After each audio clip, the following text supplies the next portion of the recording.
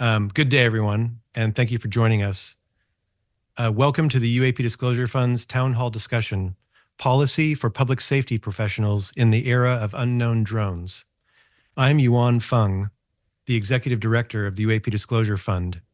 We're a nonprofit organization dedicated to advocating for greater government transparency and accountability regarding unidentified anomalous phenomena, or UAP. We're also committed to raising public awareness and understanding of this complex and often misunderstood topic. Through events like this, we aim to inform, educate, and normalize conversations about unknown drones and other anomalous objects. This is an issue of growing importance, especially for public safety professionals and first responders. Many of you here today may be motivated by curiosity about the unusual aerial incidents reported in recent months. Incidents that have occurred over many counties and precincts in the US and the rest of the world. Let me clarify the types of drones and objects we'll be discussing today.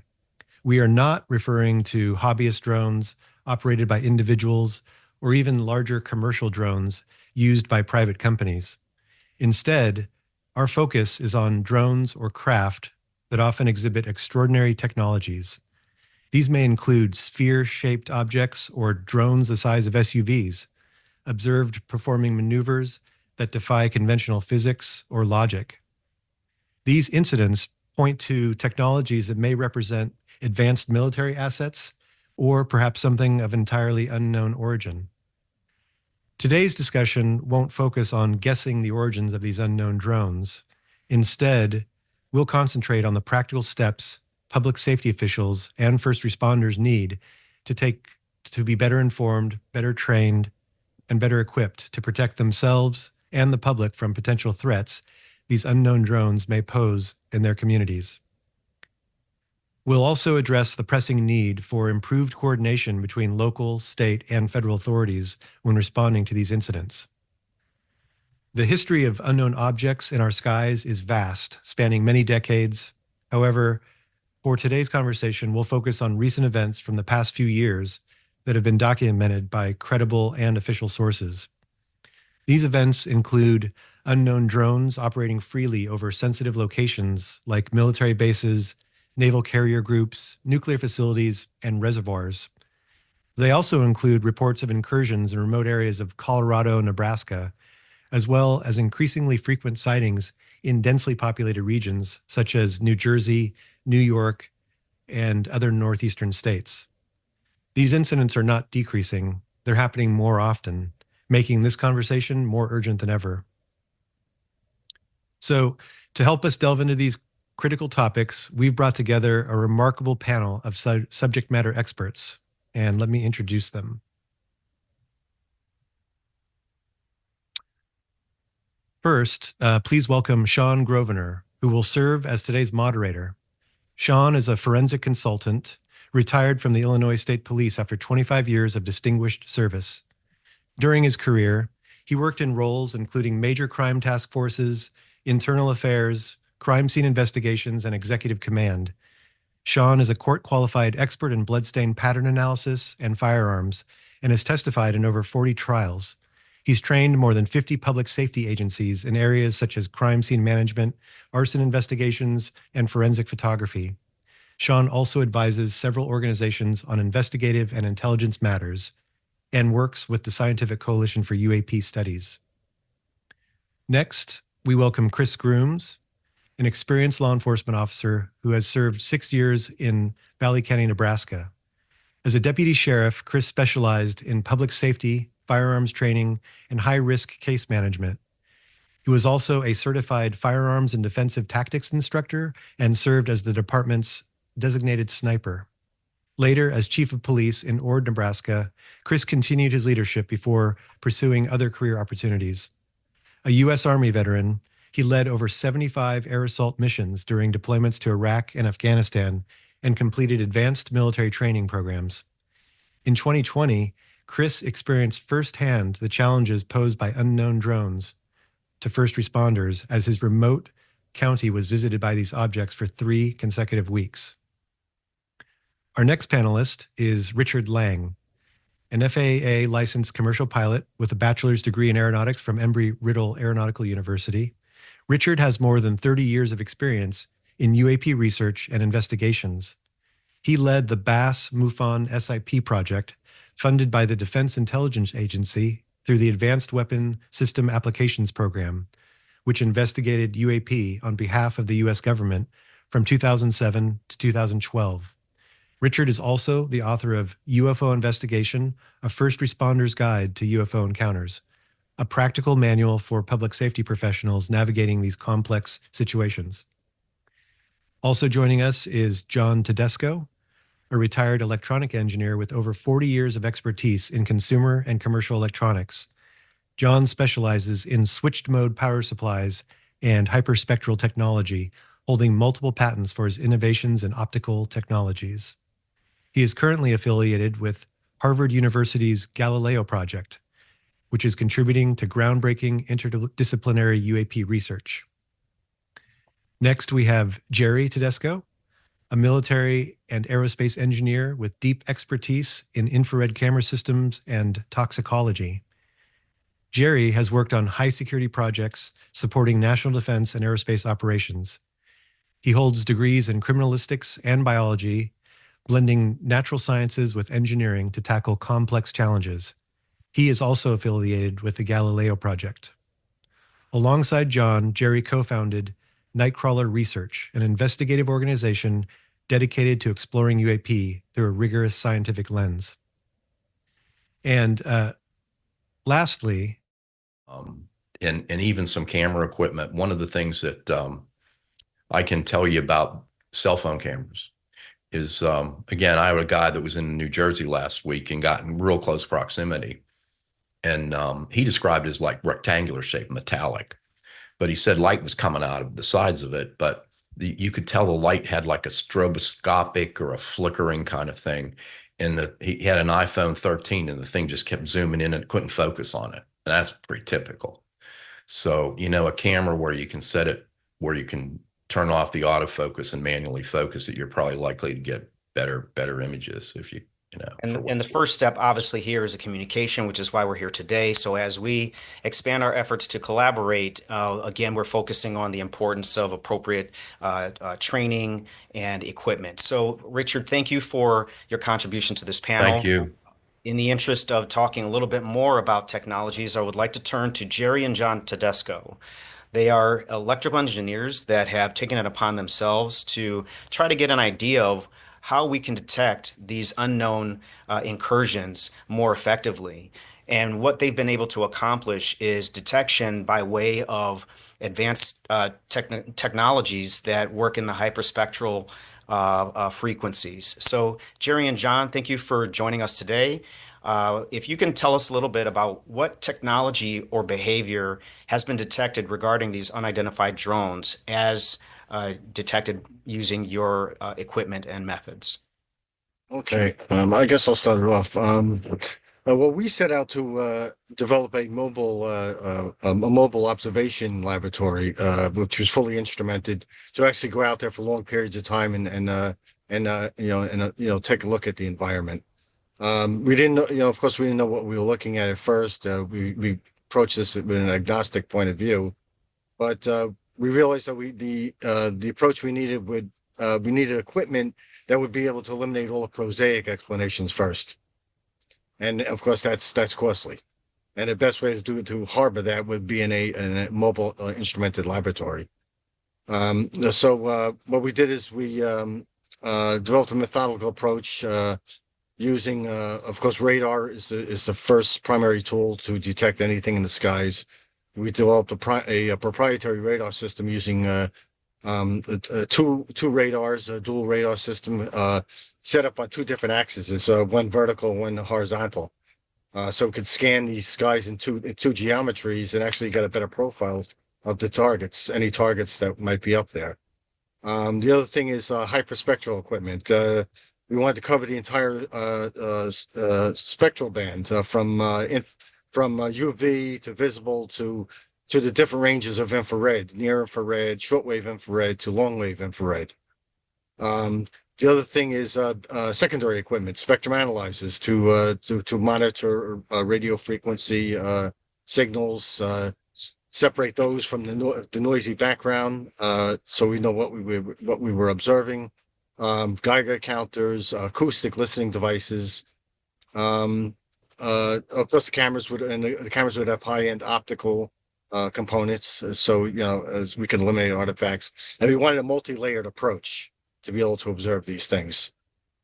So we set out to observe the coastlines, because that was based on what the naval pilots were seeing 10 miles off the coast of Virginia with the USS Theodore Roosevelt incident. Also off the coast of Florida, I believe it was Jacksonville area.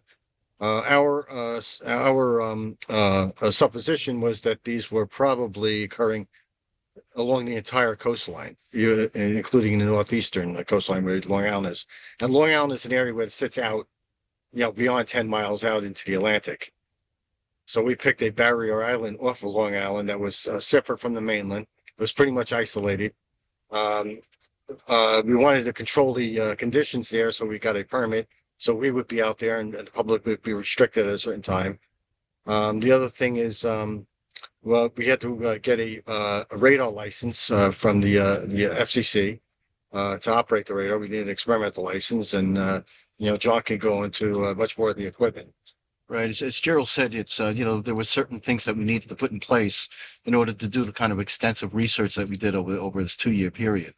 We're still in a process of trying to understand or characterizing these objects as far as what they are. I think we can say, honestly, that they all fall under the heading of UAP. They're unidentified, they're anomalous. We're not quite sure as far as there's physicality, as far as orb-like or plasma state or drone-like.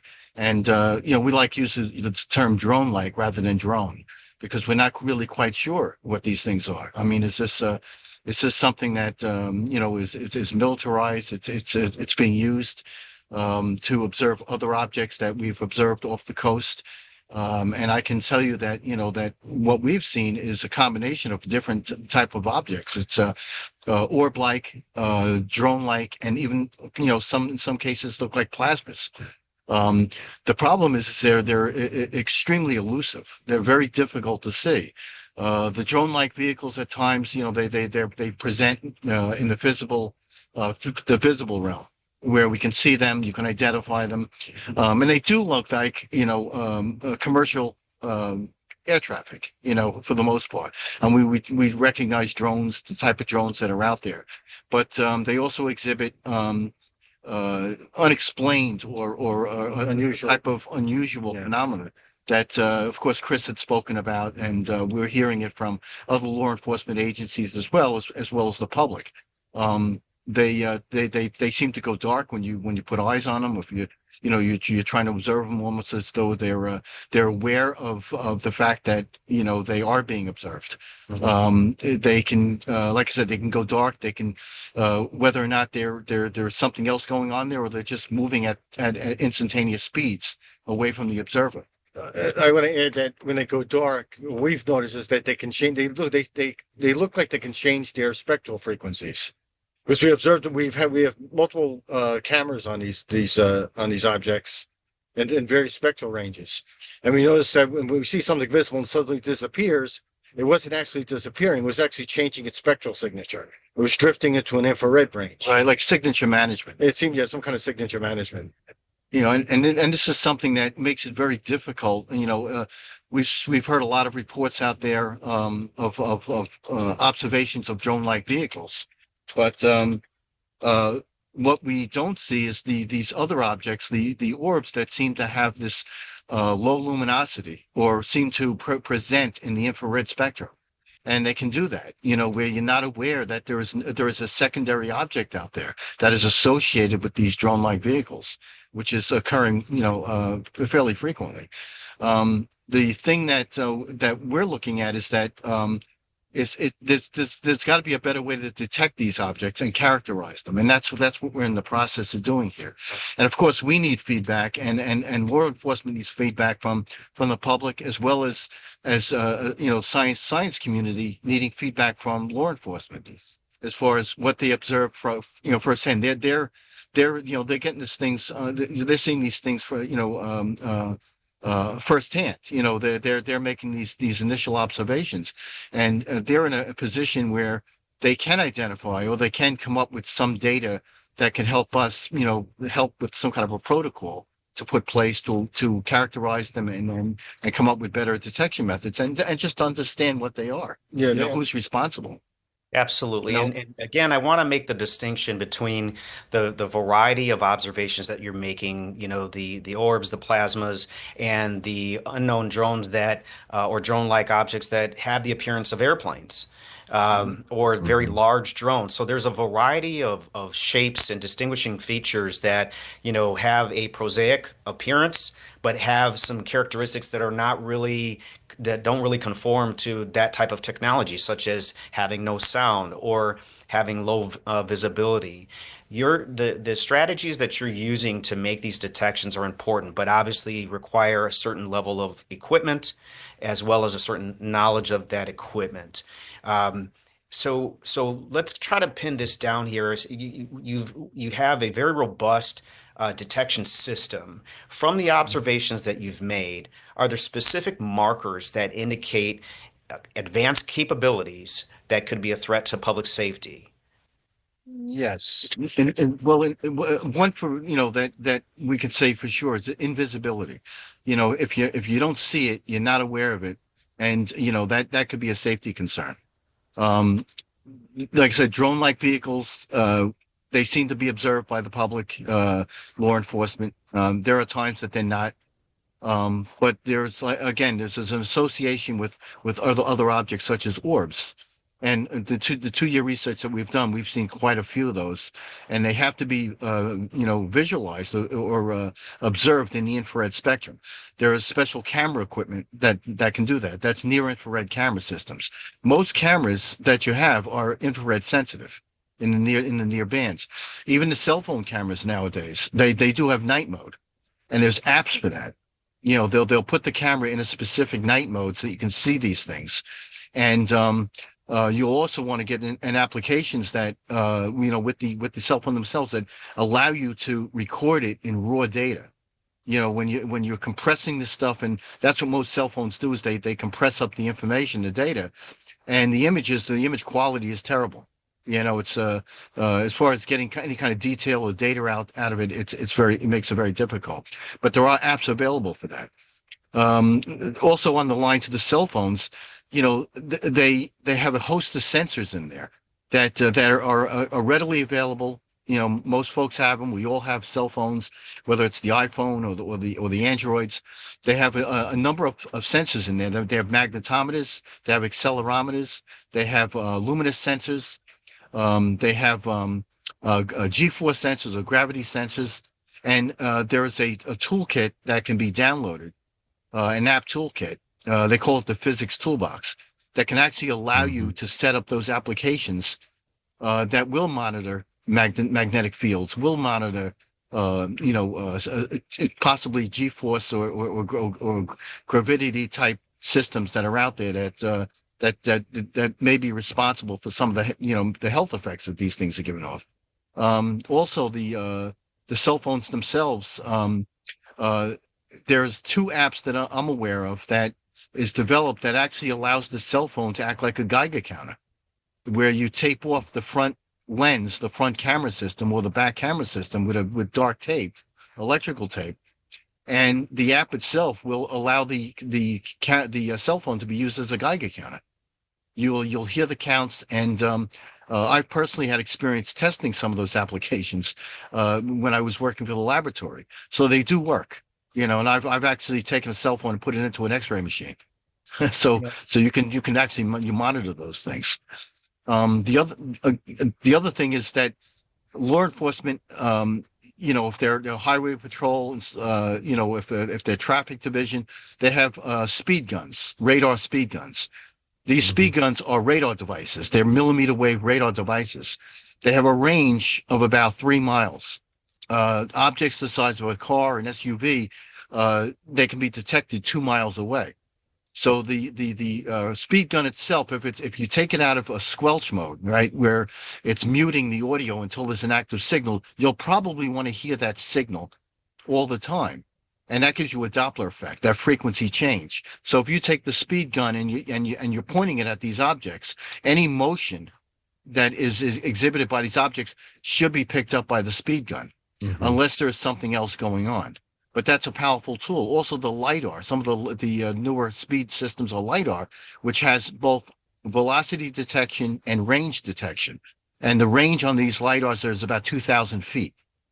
So, you know, if the law enforcement sees these things, that might be a way of detecting its distance, give us a better idea of its size, and what kind of mass does it have? You know, does this thing have? If it's recording a Doppler sound, or if you're getting some kind of velocity changes on a LiDAR, you know, that tells us that, you know, it's not just a plasma gas or something like that that's in the atmosphere that's just unexplained.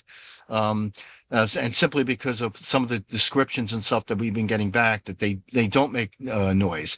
Sometimes they don't have a thermal signature. Sometimes they go dark, you know. So these are the kind of things that, you know, we want to be better aware of, that we know what we're dealing with. And of course, information can be shared. And of course, let me the just first jump line of in here, defense is law because enforcement. you said quite a bit about the detection, you know, capabilities, and then you called out some of the things that law enforcement already has, such as, you know, the LiDAR and the radar gun. Richard mentioned, you know, the radioactive detector. I know that for commercial motor vehicle inspectors, they carry a radiation detector as well. So we're talking about adapting, you know, again, the old government, you know, do more with less, you know. The equipment that we have and the response protocols that we have are accustomed to incidents that occur on the ground. When we have an unknown threat, we identify that threat. We, you know, attempt to, you know, isolate and, you know, negotiate and communicate the threat there to make an arrest. If it's a significant threat, we may set up a perimeter, but all of these things happen on the ground. What we're dealing with is in the air, and this is the challenge that we're all having to adapt to in this new time of, you know, ramped up unknown drone incursions in our space, and, you know, and globally, really. So as it relates to, you know, issues like electronic transmissions, jamming of electronic transmissions, you know, attempts to identify these drones, what recommendations, what are the current technologies that serve as limitations to accomplishing identification and addressing electronic jamming? Right. So that's a limitation across the board. If these objects are exhibiting some kind of jamming techniques, where they're actually putting something out there, a signal out there that's influencing the way the equipment operates, its battery life, that sort of thing, and we've personally encountered that as well. There's not much you can do. I mean, if the equipment the electronics is being affected, you can't make measurements, you can't make observations. But there are times, of course, that, you know, if you can, and the equipment is working in an acceptable way, that data is extremely important to try to understand what it is that we're dealing with here. And like I said, the law enforcement has a lot of these tools already available. Cell phone, of course, is a big one with some of these sensors that everybody has. But again, the use of the speed gun, the use of the LiDAR system, that'll give us important data as far as its size and its maybe some other capabilities that it has. Thermal cameras, of course, there are cheap thermal cameras available, and I know, you know, some departments do have the thermal images. So does the fire department. Fire department uses it in fires. I just want to make one point about what John's talking about. There are some protective measures you can do to protect your equipment. You can prevent electromagnetic interference by using a Faraday cage around these some of your equipment. Some kind of metal mesh enclosures that could be you can they even sell wire mesh you can actually wrap around the equipment. Then actually will protect it against electromagnetic Right. interference or pulses. Yeah, any EMI interference that's produced by these objects, anything that's developed electromagnetically, there is a mesh that can be seen through and that can be wrapped around the equipment. So the equipment would be protected from these emissions. And like Gerald said, that's what they call a Faraday cage, and we use it all the time when we're measuring electronic emissions from equipment. The mobile laboratory we're working actually is we have a built-in Faraday cage within the laboratory to protect our equipment. Right, within the walls of the lab. So so everything in here is protected most of the time. It's just a matter of closing the doors and pretty much we're isolated from the outside electrical fields. Yeah, most of the effects we experienced were when we were outside the vehicle using the portable equipment. But so the protection equipment that you're talking about obviously is important to protect you from any hazards that you may experience in close proximity to the unknown drone. We haven't really talked much about our drones. So what recommendations do you have as far as our public safety agencies using our drones that we use for our various law enforcement purposes to attempt to identify or even interact with these unknown technologies?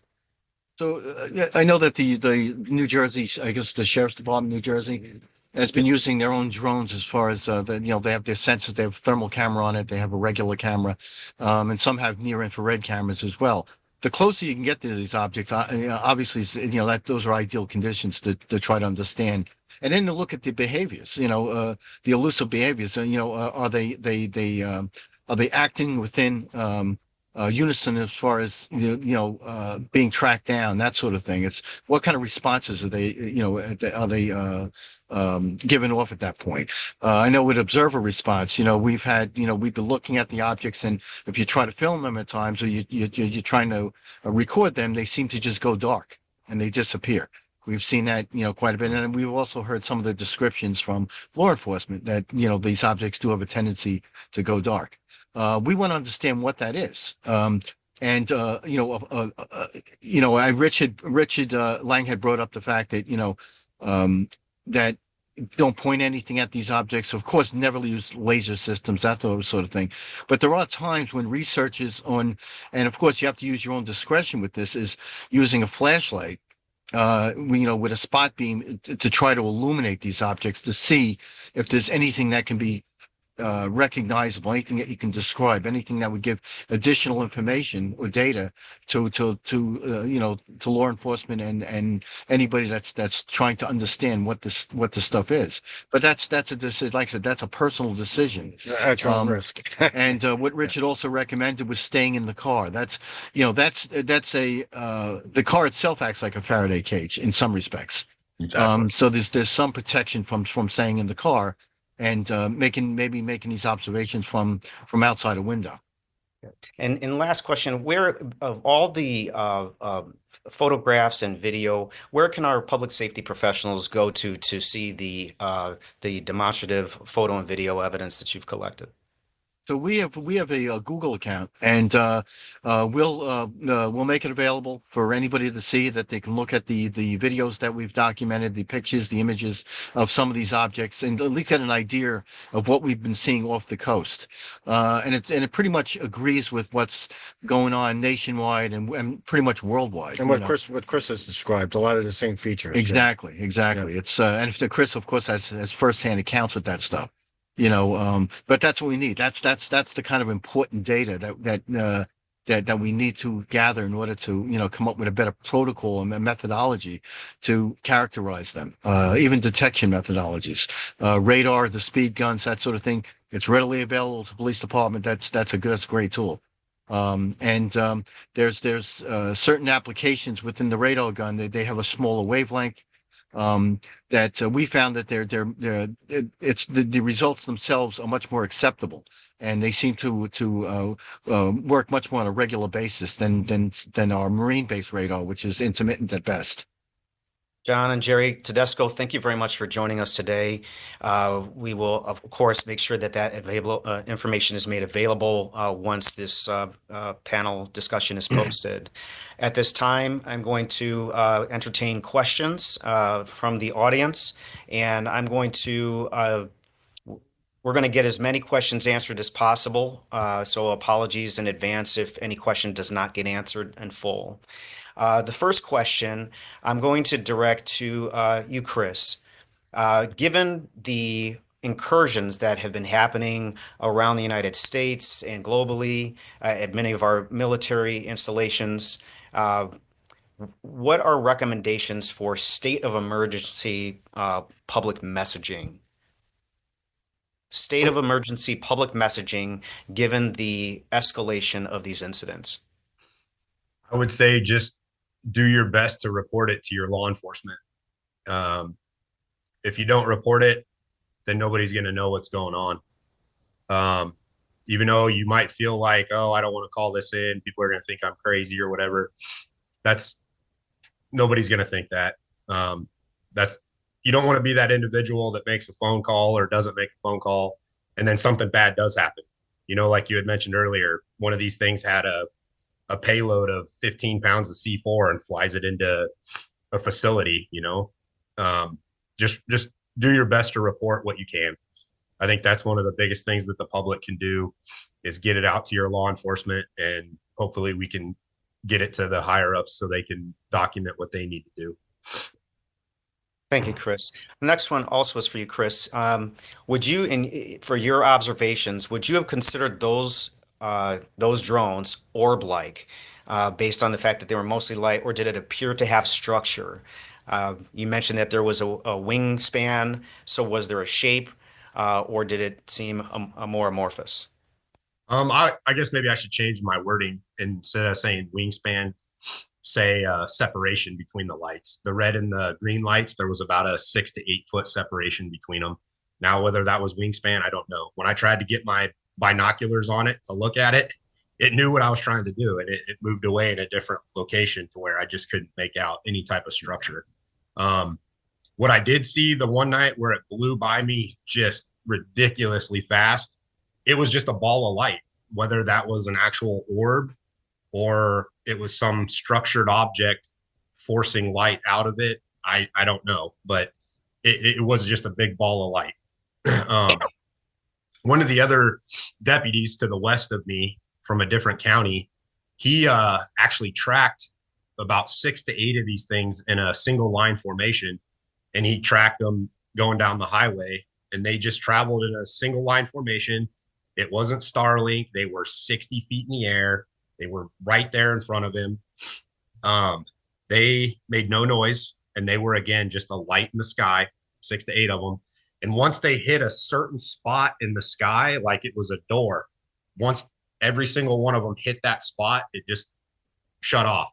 The lights went away. They disappeared. But it was in that same exact spot that every single one of them disappeared. And that deputy witnessed that. So was it an orb or did it have a structure? Again, he couldn't tell. It was just a 6 to 8 balls of lights in the sky at 60 to 80 feet. Chris, I know when it comes to speed, it's very difficult, to estimate speed, and you gave a characterization that it went really fast. But if you had a radar gun, what would be your estimation, your best estimation as to how fast it was going? And you can use greater than if that helps. It would definitely register far beyond what my radar can pick up. That thing traveled 3/4 of a mile in 3 to 4 seconds, 2, 3, 4 seconds, and it blew by me. And then my line of sight, I could see about another 6 miles. It didn't take much for it to be beyond that, unless it shut off again. It shut its light off. I don't know, but it was going so fast. There should have been some form of noise from an engine, a sonic boom. It was going ridiculous. My radar wouldn't have been able to pick up an actual speed. It would have been greater than anything my radar could pick up. And that's interesting because that speaks to Richard's point of, using, and both Jerry and John Tedesco's point of, law enforcement using what it has to try and make an identification or identify a speed. But what you're saying is that the equipment that we have wouldn't even register. So we have to really start looking at what equipment is actually going to be effective in identifying the characteristics of these unidentified drones. Chris, thank you for that response. The next question here is for Jerry and John Tedesco. Given that we just talked with Chris about, what he observed in Nebraska, and the two of you are conducting your surveillance off of the East Coast, Did you also see any of the five observables in your observations? And could you determine any estimation or hypotheses as it related to propulsion? Okay, what we were seeing is pretty much the same thing. We were seeing orbs of light, circular orbs of light. They were changing luminosities, sometimes very intense, sometimes dropping. And the orbs of light that we observed when they dropped their intensity, we would actually see structure underneath. We'd see something that resembled a polyhedral structure that was rotating. And as it increased its rotation, we would see this high luminosity. The other thing is, of course, we had times when we saw these drone-like objects where we'd see these pulsating or flashing lights, but never really see a structure, just the lights themselves, like Chris was saying. The other thing I want to mention is with a quick mention with the speed guns. You won't be able to clock the speed of these objects, but what you can determine is you'll get a Doppler shift in sound. Right. So you'll be able to detect the objects, but not measure the actual speed if they are moving past, say, 100, 200 miles per hour. Right. And in some cases, if the object is stationary and suddenly takes off, we want to know specifically what the speed gun has done. Does it chirp? Does it tone out and suddenly go silent? There's some indication that it's instantaneous acceleration. That's one of the five And we've seen that too, instantaneous acceleration. We've seen objects suddenly shoot off at an unbelievable speed. Right. So if you have acceleration and there is acceleration there, the speed gun, you'll hear it go from a low groaning tone all the way on up to a high screech, but it'll do it in a very short period of time. So that tells us that, there is acceleration, but it's sudden. Instantaneous acceleration, you might just get a chirp, and that's it. So there's ways to identify and try to put some kind of an explanation to what's going on there.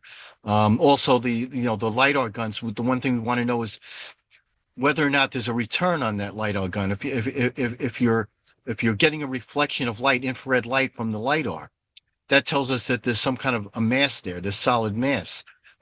We found that in some cases, if there's some kind of propulsion system around these things that producing a gravitational lensing, those propagations may not come back to the observer. And we've been observing these. Seems to be a field around these objects where it actually will truncate the LiDAR beam, or actually bend it off, and will actually interfere with our radar, cause jamming effects. We'll get odd anomalous reflections. Mm-hmm. We'll get what we defined as long delay echoes, was the signal coming back is delayed by when these objects are present. So And that's, of course, again, that's very interesting because we're talking about a lot of high level physics that, typically goes beyond the requirements for law enforcement, technologies and policies and protocols. So again, that speaks to the importance of the training and awareness as it relates to what we're seeing. What we're seeing is unexplainable. Several of our government officials have simply made those statements that we just don't understand. So this speaks to the importance of additional research and the publication of the work that you're doing that is identifying these observables and the physics behind it. So I appreciate your response on that. This question actually is for all of you, for John and Jerry and Chris as well as Richard. In any of your experience, well, I'll start with you, Chris. In your jurisdiction, is there a nuclear power plant or asset, any assets that you're aware of in that area? Nuclear power plants, no. The closest one is easily probably 100 miles. The biggest structure that we have around here that they could take interest to, whatever these things were, would be our ethanol plant. We have a lot of activity coming in and out of there, hundreds of pounds of chemicals, feed, all that stuff. It gives off a pretty amount of electricity during the night.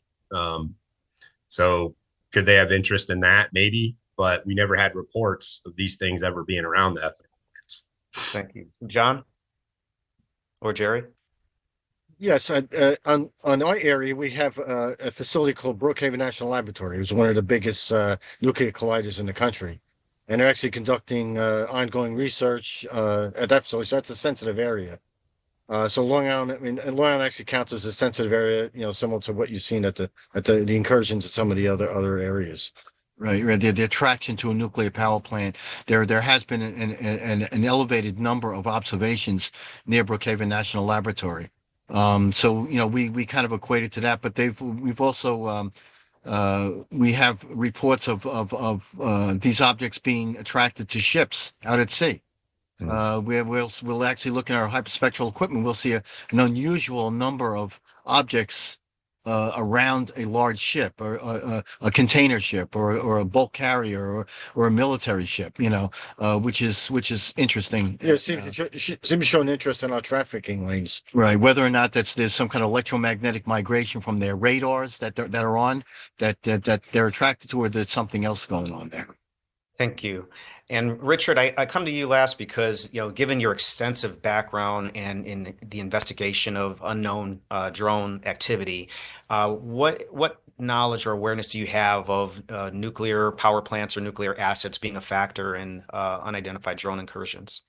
Well, if you look at the case reports, look at them over the last 10 or 15 years, it seems like that whatever they are, seem to be interested in facilities that either have like nuclear weapons storage facilities, or there's cases like out in Nebraska where the missile silos, they've had encounters with missile silos there, and it's hard to distinguish between a drone and a UAP, because I think there's probably a mixture of both, but some of these drone reports as of late seem to be concentrations in areas that like Air Force bases that have nuclear weapons and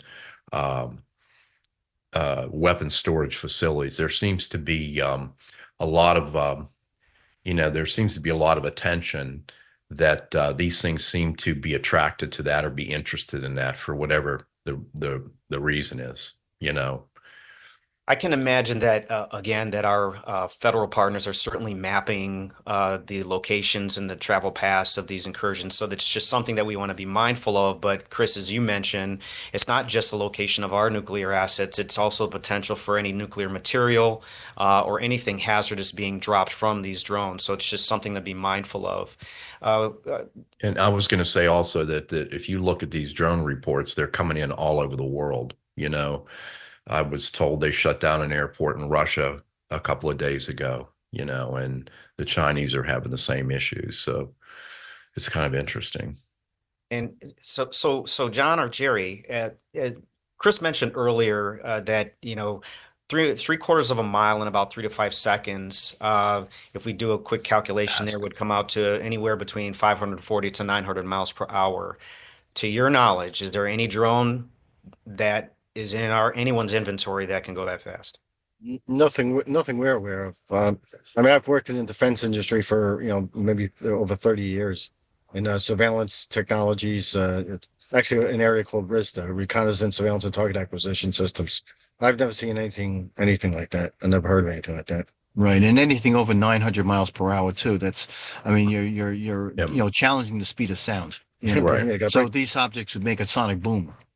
Well, they should. Well, they should. They should make a sonic boom. That's again one of the observables that Yes. we make note of. Can I just make a comment about that too, from an aviation perspective? We have a lot of things that can go 500 or 800 or 900 miles an hour, but they can't accelerate from a dead stop to 900 miles an hour in like a second. That's a very That's the important part. point. So yeah, a lot of these characteristics, if we pin them down, we're able to start profiling what it is and what it's not. So the next question we have, this pertains to safety, and we talked about this as it related to radioactive detection. Chris, in your situation, was anyone, to your knowledge, within 150 feet of any of the drones? And I know you mentioned personally that it was right over your car, so quite possibly you could be one of those persons. Yeah, I never experienced anything physical, an injury or anything like that, and nobody in our local area reported injuries like that from these things. Now, if somebody did go to the hospital, and they didn't report it to law enforcement, that is a possibility. But as far as anything coming into us that, hey, this thing's hovering over my house, I'm starting to feel sick or anything like that, that never took place with any of our calls. The most common type of injury in a UAP encounter is eye injuries. And of course, these types of injuries don't necessarily manifest immediately. So sometimes the internal effects will resonate, and then years later there will be a cancer diagnosis. So it's something that we want to be mindful of for future and long-term monitoring. As far as personal protective equipment, what do you recommend as, in terms of responding? I mean, again, if you have officers that are in patrol vehicles, you might have some latex gloves, but as far as like a hazmat suit, that's not something that's typical issue unless you're a commercial motor vehicle inspector or a hazmat responder. What type of personal protective equipment would you recommend looking back? And this is for you, Chris. I don't know as far as what else would be able to stop if it is some type of radiation, other than trying to maintain the posture in your vehicle. And John and Jerry and Richard had said earlier, excuse me, about the vehicle can give you some type of protection for certain situations. The other thing that I can always tell law enforcement is your body armor. I don't know if that's going to give you some form of protection from the radiation as well as from being shot at, but I always tell my guys, make sure your body armor stays on. Other than that, I couldn't tell you other than what Rich and John and Jerry would say. I'd say they probably got the pretty good gist of what we as law enforcement and fire and rescue could use. That's an important point, and I saw Richard shaking his head. So, Richard, if you can weigh in on that question, I think you have some pretty good insight there. Well, the bulletproof, the ballistic vest, it's not going to stop radiation. Plain and simple. It's just All not, right. yeah. Yeah, unless you have a lead panel, right? But that's not typical. Yeah, right. And it's tough to, my opinion would be, from a patrol aspect, would be more to avoid it than to try to be in it and protect yourself, because a radiation, to be really geared up to do a complete hazmat suit takes a lot of time and to get ready for that. And my point is just keep your radar detector on, a radiation detector on. If it starts beeping, you need to go the other way. And so we have a request that for any recommended equipment, if we can compile a list. So I think that would be great if we could put together a list that we can distribute, as part of the release of this panel discussion. So we can collaborate on that, and I think that would be helpful. So thank you for that request. Richard, this question's for you.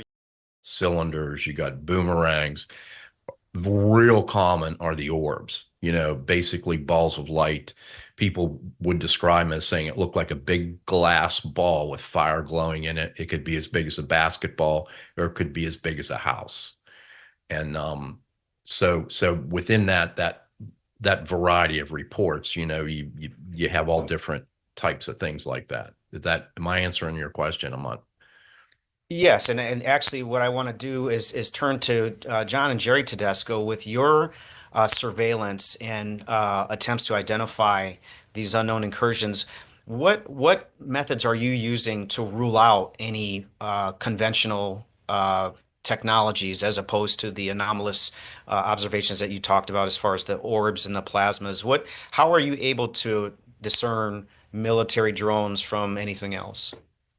Well, again, we're looking for the same the features we kind of mentioned by using a layered instrument pack as a system. We're looking at flight dynamics. Of course, something that's going to instantaneous acceleration should break the sound barrier. We're using the radar. We can see the flight speed, the flight distance, the normal operating parameters of a jet or a prop driven plane or even a rotary wing drone or something like that. We also have acoustic listening devices that we can determine the sounds that we hear. And we can, of course, that's easy to identify a jet or a plane, or a prop plane or, Yeah, those are unique sound signatures. Yeah. A drone, you can hear them. I mean, if it's a prop driven drone, I mean, those they're very rapid RPMs on those motors. You can hear that sound, and it's up at around 3,200 hertz or so. That's stuff that can be picked up. Now, another thing with the radar speed guns too is that they can pick up rotation. So if you have an operating fan or something like that, you'll hear that whirling sound coming from the acoustics of the speed gun. So, if it's something has a prop on it and it's rotating, you should be able to hear that rotational sound, even in odd order harmonics, below the frequencies. Interesting. The other thing too is that, a lot of these objects, they're at a distance, and it's sometimes difficult to make a determination whether it's commercial air traffic or something anomalous or something unusual.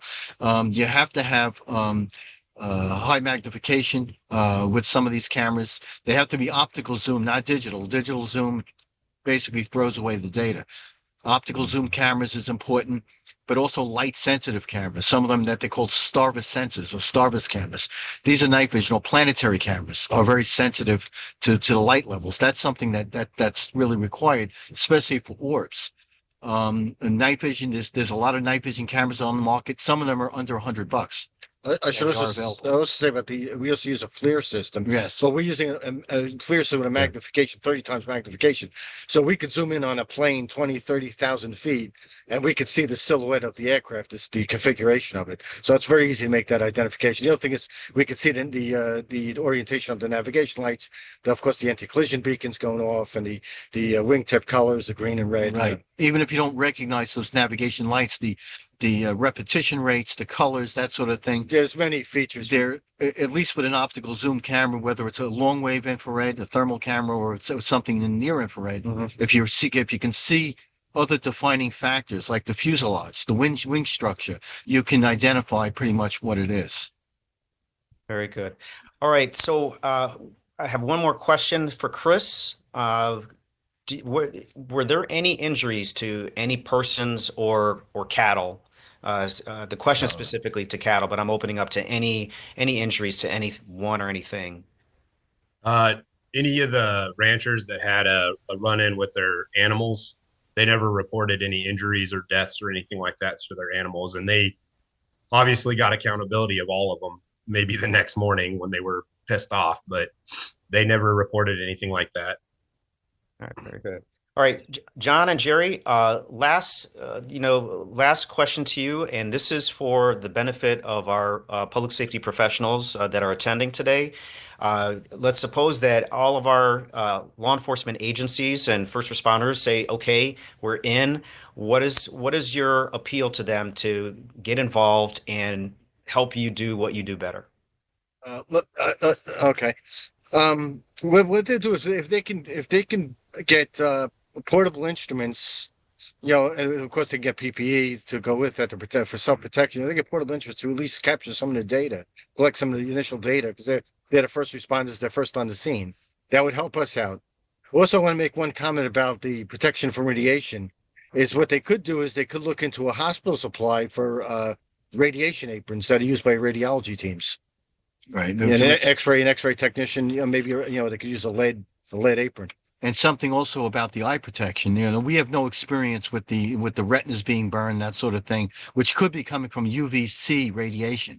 UVC is what causes the eye damage. It's used in biological equipment, biological sterilizers.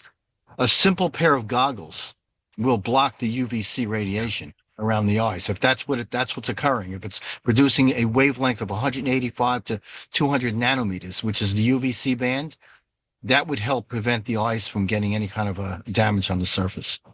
So what you're saying is by law enforcement and public safety professionals investing in more equipment to assist with detection, it provides more validation for the work that you're doing, and we work more collaboratively together. All right. Exactly. Thank you for that. Richard, Sir. if we have law enforcement buy-in, what are your recommendations? Well, I think the number one thing is the training is where it's got to start. The equipment's definitely secondary. You got to train these people to understand what's going on and how to deal with it, and then also how to use the equipment. Um, and a lot, like I said, stay in the car, stuff like that. Even with eye injuries, the tinted windshields and stuff would help a little bit with that. But I think the big thing is training. Having talking to some of these people that, I've been doing this most of my life, but some of the cops I know, they have no clue about any of this. And even back, in the last 4 or 5 years, people that would report this stuff that were in law enforcement would usually be ridiculed for it. I mean, I don't want to get into names, but I had a really good friend that was out west, and he was really an extraordinary investigator, expert in cattle mutilations, and he worked a case somehow, it got in a local newspaper. Next thing you know, sheriff was embarrassed and he got fired. You know, so I think that awareness training, and not only just from the patrol car, but also the people in management, so they know how to handle this stuff and manage not only the response, but the kind of equipment used and the training to make sure these people protect themselves. Absolutely. So that's a great point. I mean, again, training is essential, and it starts with awareness. When we're aware, when you know better, you do better, right? But you can't do better unless you have the proper training and equipment, as John and Jerry so eloquently mentioned with their technologies. Chris, you are the first responder. You are the proxy for this panel. As a first responding officer who had direct observation with something that you really didn't understand, what what final recommendations do you have for any law enforcement or public safety agency that says, okay, we recognize that this is an issue that we cannot turn away from. We're willing to work with you. What do you recommend? I'd say try and get some of that technologies that Richard and John and Jerry had mentioned. That if we would have had that stuff back in 2019, I think it would have helped, especially if we would have had some form of thermal or FLIR or night vision. We would have been able to identify something if there was a structure. I think that would have helped. As far as law enforcement coming on scene, I'd say one of the biggest failures that I had personally was they were just there. 1 second they weren't, and the next minute they were there, and either it just happened so fast that I was unable to document anything, whether if it was turning on my body camera or getting my phone out or something like that. I would definitely say try and approach if you still have your witness on the 911 call, try and get your dispatch to give a better explanation of where they're moving to, what structure are they around. That way, as a law enforcement officer, you can approach obviously cautiously, but you can get a better angle of where you need to come in to be able to get a better observation of whatever it is that these things are. Thank you. So obviously, our first responders are the first ones that are going to get the best evidence, because evidence is going to disappear from the time it's deposited. So we need solid testimonial evidence from our witnesses. We need the best photos and video that we can get. Again, the body cams may not be reliable if there's some sort of energy control system that interferes with it. Physical evidence may not be deposited. So our first responders are going to be key in making sure that we preserve any evidence that we can use to identify this threat and get a profile as to what this is and what it means for our communities. So as a recap, again, Chris, thank you so much for serving as our proxy for our first responders. Richard, your extensive background in investigations highlights the importance of how our first responders relay the follow-up investigation with our investigators. John and Jerry, fantastic. Exceptional technologies and methodologies with the use of your equipment. We need to really highlight the importance of investing in equipment that is going to be effective in identifying these unknown incursions. The longer this goes on, that we don't know what this is, the greater the threat to our public and military infrastructure, our private property, and as well as the mental health effects that this has on our general citizenry that we are charged to protect. So I thank you all for your participation, and at this time,